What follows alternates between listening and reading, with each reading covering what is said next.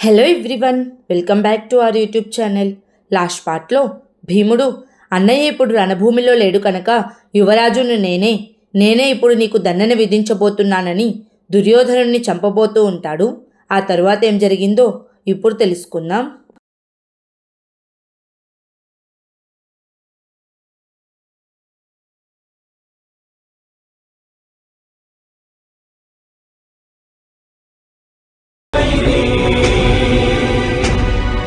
విశ్వకళ్యాణ సూత్రీరే ధర్మమధర్మము ఆది అనంతము సత్యమసత్యము సార్థకలంకము జాత్యంకార పర్యవసానము శక్తిదే భక్తిదే జీవన్ముక్తికి మార్గమిదే పంచమ వేదసారం మహాభారతం కృష్ణుడు చూపిన లీలైది జీవన వేద మార్గమిది గీత జనించిన క్షేత్రమే మహాభారతం మహాభారతం మహాభారతం మహాభారతం. అదే సమయంలో భీష్ముడు యుధిష్ఠిరుని బంధించి రణభూమికి తీసుకొచ్చి, రాకుమారా భీమా, ఇప్పుడు మీ యువరాజు రణభూమిలోనే ఉన్నాడు. వీరి ఆదేశం లేనిదే మీరు మా యువరాజు దుర్యోధనుణ్ణి వధించలేడు. ఒకవేళ వీరు మిమ్మల్ని మా యువరాజును వధించమని ఆదేశిస్తే నేను వెంటనే వీరిని వధిస్తాను అని అంటాడు.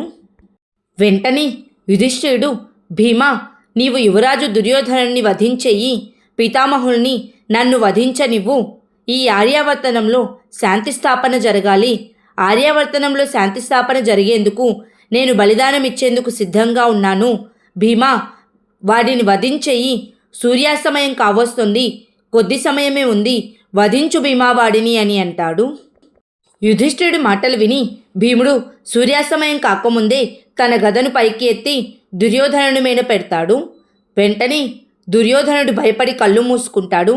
శకుని, అశ్వత్థామ, దుశ్శాసనుడు వీరంతా కూడా దుర్యోధనుడు చనిపోయాడని భయపడుతూ ఉంటారు. కానీ భీముడు దుర్యోధనుడిని వధించకుండా గదను దుర్యోధనుడి పక్కన పెట్టేస్తాడు. అప్పుడు దుర్యోధనుడు నవ్వుకుంటూ పైకి లేచి, సోదరా భీమా, విజయం కోసం విజయం పట్ల మోహం ఉండాలి. ఈ విధంగా నువ్వు నీ ధర్మం పట్ల, నీ సోదరుల పట్ల, నీ కుటుంబం పట్ల మమకారం పెంచుకుంటే విజయం దక్కదు, బంధనాలే మిగులుతాయి. బంధనాలు కేవలం పరాజితుల్ని మాత్రమే చేస్తాయి అని అంటాడు. వెంటనే భీముడు, నా ధర్మం, నా సోదరులు, నా కుటుంబమే నా శక్తి దుర్యోధన. ఇక ఏ రోజైతే ఆ శక్తి వచ్చి నీ ముందు నిల్చుంటుందో ఆ రోజే నీకు చివరి రోజు దుర్యోధన అని చెప్పి పాండవులంతా అక్కడి నుంచి వెళ్ళిపోతారు. ఆ తరువాత హస్తినాపురంలో ఆ దృశ్యాన్ని చూసి సంజయుడు ధృతరాష్ట్ర మహారాజుతో, ఈరోజు యుద్ధం ముగిసింది మహారాజా, ఈరోజు పాండవులు మన సైన్యంపై విజయం సాధించారు మహారాజా అని చెప్తాడు. వెంటనే ధృతరాష్ట్రుడు, కానీ పెదనాన్న వారికి విజయం దక్కనివ్వలేదు. వారు నా కొడుకు దుర్యోధనుణ్ణి భీముడి నుండి రక్షించారు. నువ్వు చూస్తూ ఉండు సంజయ, పెదనాన్న ఆ పాండవులకు విజయం దక్కనివ్వరు అని నవ్వుతూ ఉంటాడు. ఆ తరువాత రణభూమిలోని శిబిరాల్లో గాయపడిన వాళ్ళందరికీ సేవలు చేస్తూ ఉంటారు. అప్పుడు దృష్టద్యుమ్నుడు, ఈరోజు విజయం ఎంతో ముఖ్యమైనది సామ్రాట్ యుధిష్ఠిరా. ఈరోజు విజయంతో సైనికులలో బలం, సామర్థ్యం అనేక రెట్లు పెరిగాయి. ఈ రోజుతో నిర్ధారణ అయింది, వాసుదేవుని అండతో మీ నేతృత్వంలో మనకు తప్పకుండా విజయం లభిస్తుందని అని అంటాడు. అప్పుడు నకులుడు, నిజానికి ఈరోజు మనకు విజయం లభించేది, కానీ పితామహులు భీష్ముడి కారణంగా మనకది దక్కలేదు అని అంటాడు. వెంటనే వాసుదేవుడు, అది కాదు, బావ యుధిష్ఠిరుడు తన పూర్తి సామర్థ్యంతో యుద్ధం చేయలేదు అని అంటాడు. యుధిష్ఠిరుడు కూడా దానికి అంగీకరిస్తాడు. అప్పుడు అర్జునుడు, కానీ మాధవ, పితామహులకు స్వచ్ఛంద మరణం అనే వరం ఉంది, వారిని వధించడం అసంభవం అని అంటాడు. వెంటనే వాసుదేవుడు, వారికి స్వచ్ఛంద మరణం అనే వరం ఉంది, కానీ ఇచ్ఛా విజయం అనే వరం లేదు కదా పార్థ, వారిని యుద్ధం చేయగలిగే శక్తి లేనంతగా గాయపరచడం సంభవమే కదా పార్థ అని అంటాడు. అప్పుడు భీముడు, అది కూడా అసంభవమే వాసుదేవా. పితామహుల దేహం పవిత్రమైనది, మేము వారిని గాయపరచడం అసంభవం అని అంటాడు. వెంటనే వాసుదేవుడు, ఎవరి దేహము పవిత్రమైనది కాదు బావా భీమా. తుమ్మ చెట్టైనా గంధపు చెట్టైనా ఎండిపోయిన తర్వాత వాటిని దగ్ధం చేయడం ఆనవాయితీ. ఇదే ఈ సృష్టి నియమం. అదేవిధంగా ఈ యుద్ధంలో ధృతరాష్ట్ర కుమారులను దండన విధించే క్రమంలో ఎవరు అవరోధం కలిగించినా సరే వారిని మీరు వధించక తప్పదు అని అంటాడు. అప్పుడు అర్జునుడు, కానీ మనం పితామహులను వధించడం తప్పనిసరి అనుకోకూడదు మాధవ. ఈరోజు అన్నయ్యను వారు నిశస్త్రులను చేశారు, కానీ ప్రాణహాని కలిగించలేదు. అనగా ఈ ధర్మయుద్ధంలో పితామహులు మన విజయాన్నే కోరుకుంటున్నారు. ఈ విధంగా వారు మన విజయపదంలో ఆటంకం కలిగించినంత వరకు మనం వారిని వధించడం తప్పనిసరి ఎలా అవుతుంది? ఇక ఈరోజు జరిగిన విధంగానే మనం రేపు వ్యూహాన్ని ఛేదించి దుర్యోధనుణ్ణి చేరుకుంటామని అంటాడు. వెంటనే వాసుదేవుడు, కేవలం యుద్ధమే కాదు పార్థ, జీవితంలోని ప్రతి క్షణం మనకొక కొత్త అనుభవాన్ని ఇస్తుంది. పాత అనుభవాల ఆధారంగా ప్రణాళికలు వేసేవారు నిరాశను ఎదుర్కొంటారు. ఒకవేళ మహితాత్ముల పరిస్థితిలో కానీ మనస్థితిలో కానీ ఎటువంటి మార్పు అయినా వస్తే మనం ఏమాత్రం నిరాశ చెందకూడదు అని అంటాడు.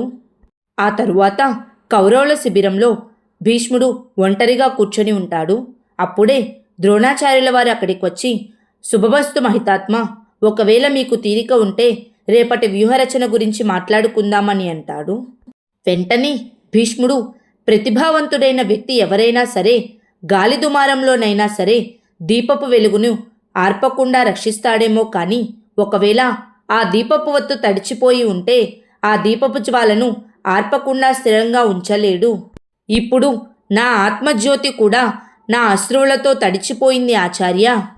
నేను యుధిష్ఠిరుడు హస్తినాపుర సింహాసనాన్ని అధిష్ఠించి ధర్మ సంస్థాపన చేయాలన్న ఆశతో ఇంతకాలం హస్తినాపుర సింహాసనానికి బందీగా ఉన్నాను.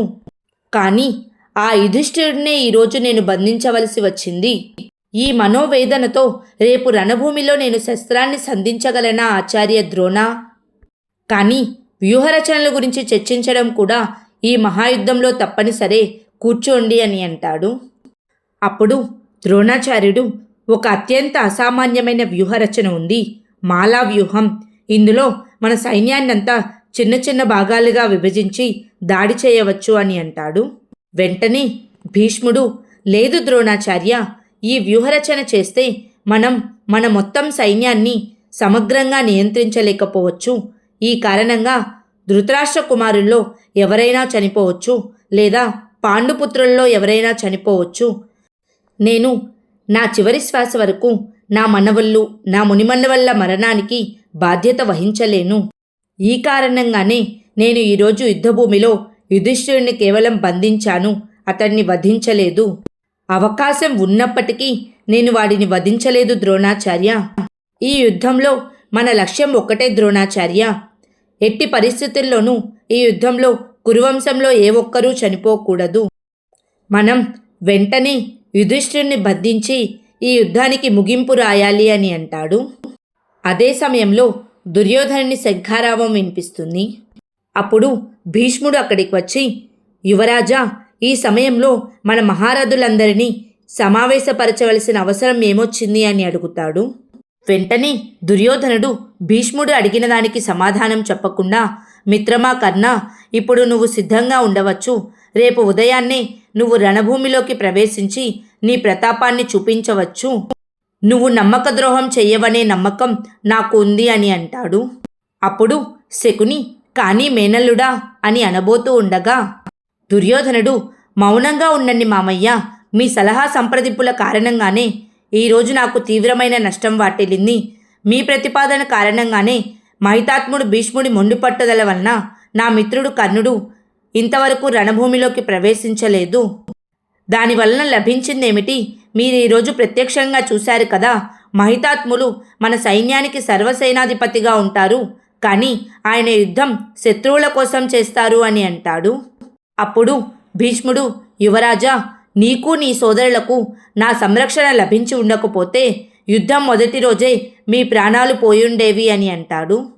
వెంటనే దుర్యోధనుడు, ప్రాణాల కన్నా ముఖ్యమైనది ఆత్మగౌరవం, ఆత్మగౌరవం కన్నా ముఖ్యమైనది నమ్మకం. పితామహ, మీరు నాకు నమ్మక ద్రోహం చేశారు, నా ఆత్మగౌరవాన్ని చంపేశారు. కేవలం నా ఒక్కడిదే కాదు, సమస్త హస్తినాపుర ప్రజల ఆత్మగౌరవాన్ని చంపేశారు.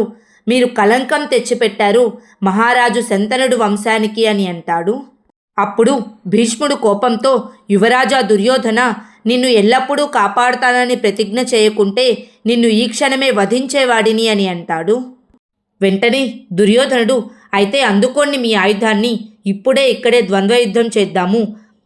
ధర్మబద్ధుడని గంగాపుత్రుడనని అంటారు కదా, అందరికీ తెలియాలి ఇంకా ఎంత సామర్థ్యం ఉందో మీ నమ్మక ద్రోహపు భుజాలలో అని అంటాడు. యుధిష్ఠిరుని వధించే అధికారం లభించింది వీరికి. అయినా యుధిష్ఠిరుని చంపకుండా వదిలేశారు. ఒకవేళ వీరు యుధిష్ఠిరుని ఈరోజు చంపి ఉంటే ఈరోజే ఈ యుద్ధం పరిసమాప్తం అయిపోయేది. మీరు ద్రోహం తలపెట్టారు నాకు పితామహ. మిత్రమా కర్ణ, హస్తినాపురం మహారాజు ఇచ్చిన అధికారంతో నేను నిన్ను ఆదేశిస్తున్నాను. రేపు నువ్వు రణభూమిలోకి ప్రవేశించాలి అని అంటాడు. అప్పుడు భీష్ముడు, నా నిర్ణయం ఏమిటో కూడా నీకు బాగా తెలుసు దుర్యోధన. ఒకవేళ రేపు నీ మిత్రుడు కర్ణుడు యుద్ధభూమిలో కాలు మోపితే నేను యుద్ధాన్ని విరమిస్తాను అని అంటాడు. వెంటనే దుర్యోధనుడు, తప్పకుండా విరమించుకోండి పితామహ. మీరు రణభూమిలో ఉన్నా లేకున్నా అంతా ఒకటే. నిజానికి మీరు రణభూమిలో లేకుంటేనే నాకు సులువుగా విజయం లభిస్తుంది. ఇక ఇప్పుడు మీ అవసరం నాకు లేనే లేదు అని అంటాడు.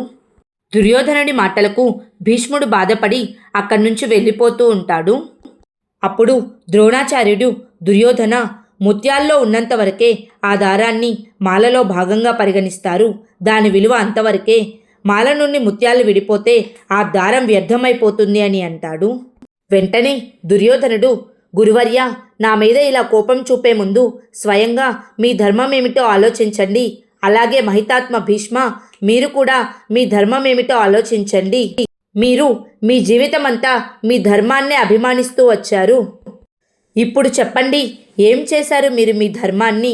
మీరు హస్తినాపుర సింహాసనాన్ని ఎల్లప్పుడూ రక్షిస్తానని ప్రతిజ్ఞ చేశారు. ఈరోజు మీరిలా రణభూమి నుంచి నిష్క్రమిస్తే మీరు చేసిన ప్రతిజ్ఞ ఏమవుతుంది మహితాత్మ భీష్మ? ఎటువంటి పరిస్థితుల్లోనైనా సరే మీకు రణభూమిని త్యజించే అధికారం లేనే లేదు. నా మిత్రుడు కర్ణుడు ఈ యుద్ధం చేసినా చేయకపోయినా మీరు ఈ యుద్ధం చేయాల్సిందే. అవును మహితాత్మ భీష్మ, ఇది మీరు ఎదుర్కొంటున్న ధర్మ సంకటం. మీరే నిశ్చయించుకోండి. మీరు తీసుకున్న 2 ప్రతిజ్ఞలలో అసలు మీరు దేనిని నిర్వహిస్తారో? హస్తినాపురిని రక్షిస్తారా, లేక నా మిత్రుడు కర్ణుణ్ణి రణభూమిలో చూసి రణభూమినే త్యజిస్తారా? మీరే ఆలోచించుకోండి పితామహ. మీరు మీ ధర్మాన్ని త్యజించి నేలపై పాకే కీటకంలాగా మరణించాలనుకుంటున్నారా, లేదా ధర్మబద్ధులై ఉండి ఉజ్వలమైన జీవితం గడిపి మరణించాలనుకుంటున్నారా? నా నిర్ణయం వినండి. నా మిత్రుడు కర్ణుడు అని అనబోతూ ఉండగా కర్ణుడు, ఆగు మిత్రమా, మహితాత్ములను ఈ విధంగా అవమానించవద్దు. గంగాపుత్రుడు భీష్ముడు నీ పట్ల నమ్మకద్రోహం చెయ్యరని నేను పూర్తిగా నమ్ముతున్నాను. వీరిని యుద్ధం చేయనివ్వండి. నా వరకు నేను మీకోసం ఎప్పుడూ సిద్ధంగానే ఉంటాను. నా ప్రాణాలను మీకు ఎప్పుడో అంకితం చేశాను అని అంటాడు. శకుని, మేనల్లుడా, అంగరాజు సరిగ్గానే మాట్లాడుతున్నాడు అని అంటాడు. ద్రోణాచార్యుడు, పుత్ర దుర్యోధన, మహితాత్ముణ్ణి కనికరించు. వృద్ధాప్యంలో ఆయన్ని ఇంతగా క్షోభ పెట్టకు అని అంటాడు. వారి మాటలు విని దుర్యోధనుడు, సరే మీరింతలా చెప్తున్నారు కదా, నేను వీరికి మరొక అవకాశం ఇస్తున్నాను. కానీ దీనివలన నాకేం లభిస్తుంది అని అడుగుతాడు. వెంటనే భీష్ముడు, నేను ప్రతిజ్ఞ చేస్తున్నాను. నేను మరణించేంత వరకు రణభూమిని త్యజించి వెళ్ళను.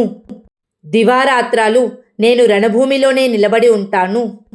ఏ విధంగా అయితే మహాశివుని ఉగ్రరూపం వలన సమస్త లోకాలలో అంధకారం అలుముకుందో, సరిగ్గా అదేవిధంగా నేను శత్రువుల హృదయాల్లో పరాజయమనే అంధకారాన్ని వ్యాపింపచేస్తాను. శత్రువుల సమస్త సైన్యాన్ని ధ్వంసం చేస్తాను నేను అని అంటాడు.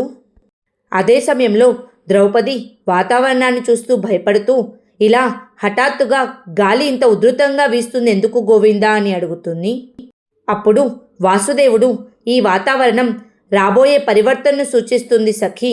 ఎవరి స్థితిలోనో పరివర్తన వచ్చింది, మనస్థితిలో మార్పు వచ్చింది. ఇక ఇప్పుడు పరిస్థితులు కూడా మారి తీరుతాయి. పరివర్తన వల్ల దుఃఖం ప్రాప్తించదు సఖీ, కానీ బాధ తప్పకుండా కలుగుతుంది.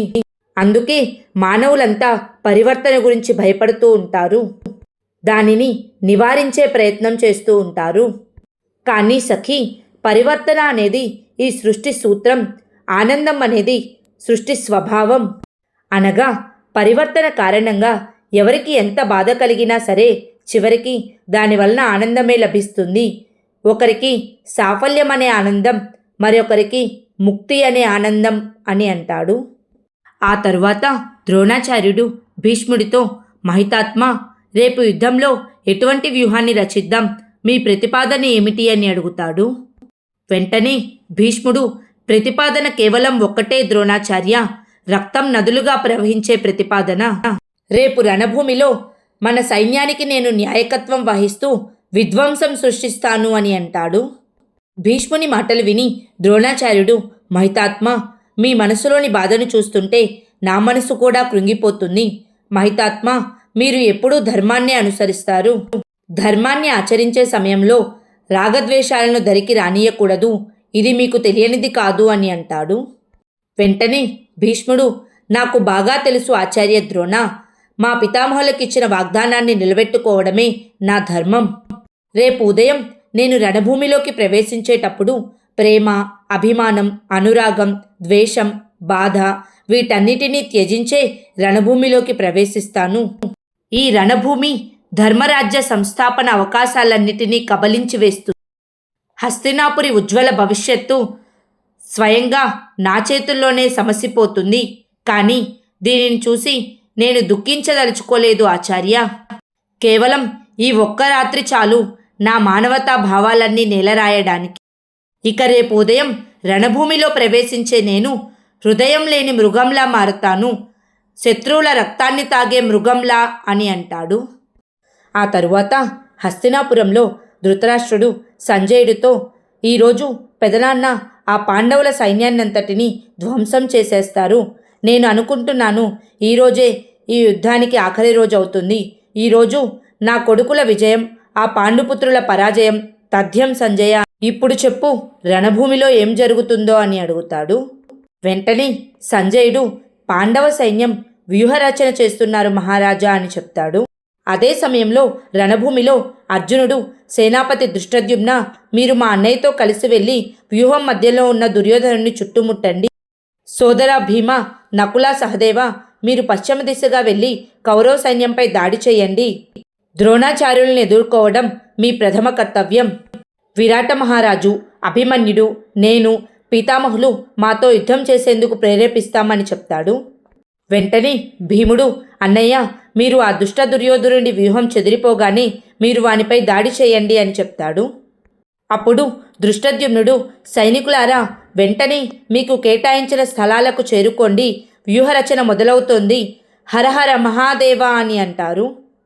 అదే సమయంలో దుర్యోధనుడు, పితామహ, వ్యూహరచన చేయమని ఆదేశించండి, మీరు ప్రతిజ్ఞ చేశారు, ఈరోజు ఆ పాండవుల సైన్యాన్ని ధ్వంసం చేస్తానని అని అంటాడు. వెంటనే భీష్ముడు, ప్రతిజ్ఞలు వ్యూహరచనతో కాదు, సంకల్ప బలంతో మొదలవుతాయి యువరాజా దుర్యోధన అని అంటాడు. భీష్ముణ్ణి చూసి అర్జునుడు, పితామహులు ఎందుకు ఎటువంటి వ్యూహరచన చేయడం లేదు? వారు మొదటి రోజు చేసినట్లు ఈరోజు కూడా మన సైన్యంపై రెండు వైపులా దాడి చేయాలనుకుంటున్నారా అని అంటాడు. వెంటనే వాసుదేవుడు, లేదు పార్థ, మహితాత్ములు ఒక ఉత్తమమైన సేనాధిపతి, వారి వ్యూహరచన గురించి శత్రు సైన్యానికి తెలిసి ఉంటే మరొకసారి ఆ వ్యూహాన్ని రచించరు. ఈ పరిస్థితి వేరు, వ్యూహాలు యుద్ధంలో ఉంటాయి, విధ్వంసంలో కాదు అని అంటాడు. ఆ తరువాత భీష్ముడు, ఆచార్య ద్రోణ, మీరు సైన్యానికి చివరి భాగాన ఉంటూ యువరాజు దుర్యోధనాన్ని రక్షిస్తూ ఉండండి. యువరాజా దుర్యోధన, మీరు నా ధర్మాన్నే సంశయించారు. ఈరోజు స్వయంగా రణభూమిలో మీ కళ్ళతో మీరే చూస్తారు నేను ధర్మాన్ని ఏ విధంగా ఆచరిస్తానో అని చెప్పి అక్కడి నుంచి బయలుదేరుతాడు. భీష్ముణ్ణి చూసి ఆశ్చర్యపోతున్న అర్జునుడితో వాసుదేవుడు, వారు మీ పితామహులు కాదు పార్థ, కౌరవుల సర్వసైన్యాధిపతి, ధర్మజ్ఞాని, సంప్రదాయాల సంరక్షకుడు, మహామహితాత్ములు అని చెప్తాడు. అదే సమయంలో భీష్ముడు తన బాణాలను వేస్తూ, పాండుపుత్రులారా, ఈ భీష్మునితో యుద్ధం చేయడానికి సిద్ధం కండి. ఈ రణభూమిలో మీ సైనికులకు ఏదైనా లభించేది ఉంటే అది కేవలం మృత్యువే అని చెప్పి తన బాణాలను వేస్తూ సైనికులందరినీ వధిస్తూ ఉంటాడు.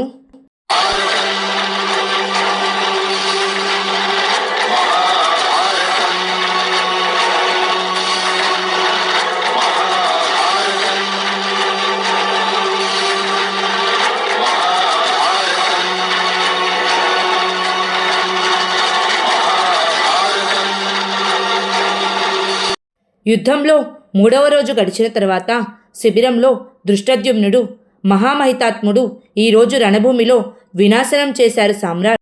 కేవలం 9 జాముల్లో మన 2 అక్షోహిణుల సైన్యాన్ని వినాశనం చేశారు అని అంటాడు. వెంటనే నకులుడు ఆ విధ్వంసం చూస్తుంటే అక్కడ యుద్ధం చేస్తుంది మన పితామహులు కాదు, స్వయంగా ఆ యమరాజే దిగివచ్చాడా అని అంటాడు. అప్పుడు సహదేవుడు, నిన్నటి పరిణామాన్ని బట్టి పితామహులు కేవలం కౌరవుల రక్షకులే, మనపై దాడి చేయరు, మనల్ని ఎదుర్కోరు అనుకున్నాము, ఈ మార్పు ఎలా వచ్చింది అని అంటాడు. వెంటనే వాసుదేవుడు, వారి మనస్థితి మారిపోయింది బావా సహదేవా, మహామహితాత్ములు ఈరోజు ధర్మ సంకటంలో ఉన్నారు. ఈ రోజు తర్వాత స్వయంగా వారే మృత్యువును వరిస్తారు, లేక మనందరి ప్రాణాలను హరిస్తారు అని అంటాడు. అప్పుడు అర్జునుడు, అయితే ఇకపై మన మహారథులందరి లక్ష్యం పితామహుల్ని వధించడమే అని అంటాడు. 4వ రోజు యుద్ధంలో కూడా భీష్ముడు తన శక్తినంతా ఉపయోగించి సైనికులందరినీ చంపేస్తూ ఉంటాడు.